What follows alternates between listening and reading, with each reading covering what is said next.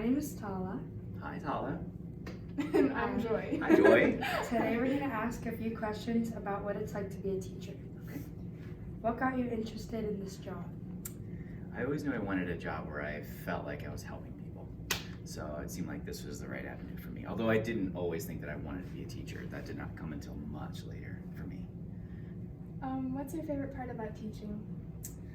I think my favorite part is that moment when a student, like, the light bulb just illuminates and they get it, like right at that moment. That's really the best part for me. And I like it when students do things that are really hard, but they say, oh no, this is easy, because I feel like, oh, I made this thing that's hard easy for students to understand. And that's like fulfilling for me. Mm-hmm. If you hadn't had this job, what other job do you think you'd have? I don't know, honestly. I really don't know. I love so many different things, which is kind of one of the hardest parts about making the decision to teach, because I love so many different things. I love food. I would love to be a chef. I think that would be an awesome job to have, but the hours are not so good. Oh yeah. You know, I'd love to own a restaurant. I think that'd be really cool, but again, the hours are not the greatest. Yeah. I just want to make people happy, and I think that would be an awesome experience as well. Maybe. Okay. How long have you had this job? I started teaching in 2004, so this is my 15th year of actual teaching, and I was a long-term substitute for 3 years prior to that when I was securing my initial licensure. So I've been doing this for a long time now. Have you had any other jobs in the past, and if so, where? Oh, I've had lots of jobs.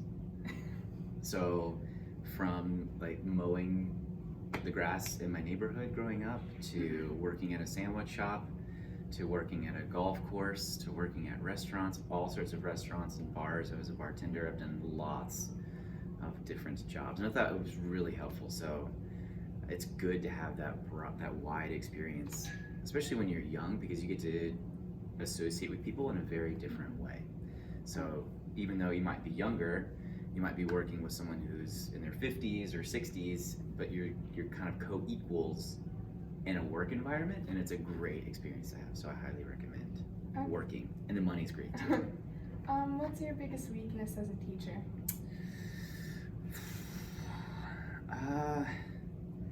I feel like sometimes I talk too much.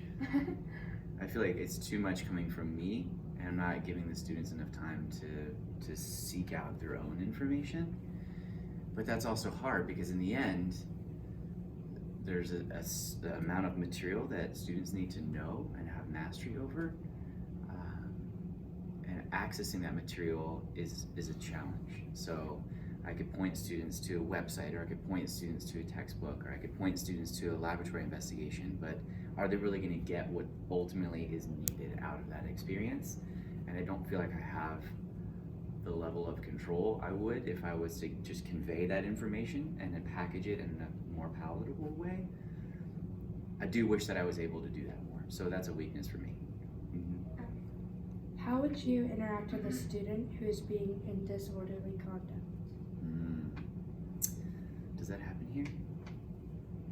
Does it? Maybe sometimes. Sorry? Sometimes. Sometimes it happens. So, okay. That's kind of a tough question to answer, because in the end, you always want to identify what the root cause was.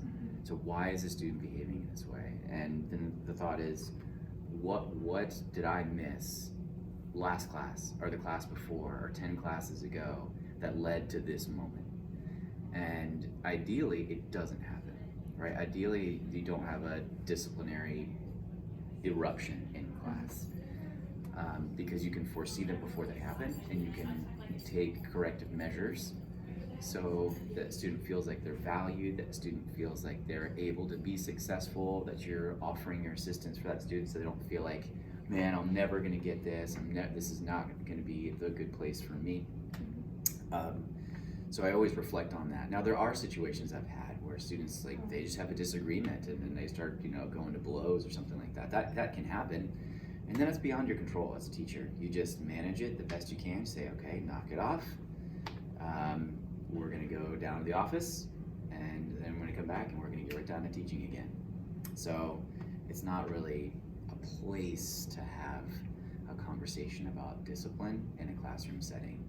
That's why we have an office. Have any of your past students become a well-known person by the public? I don't know.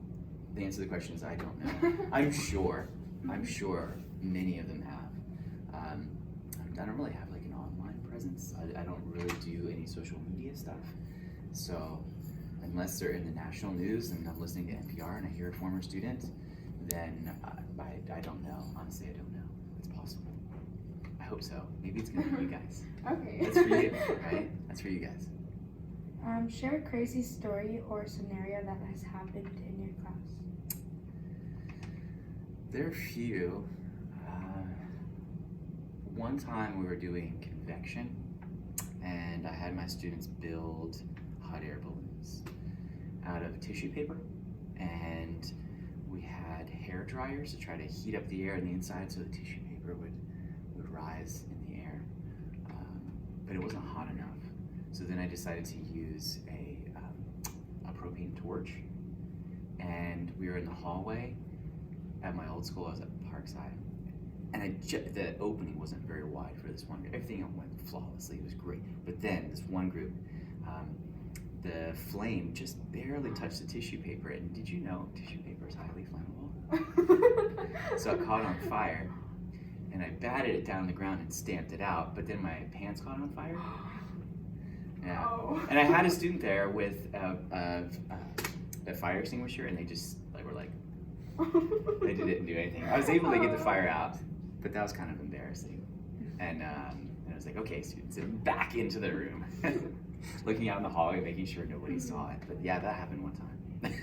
Okay, well, thank you so much for taking the time to let us interview you. Oh, you're more than welcome.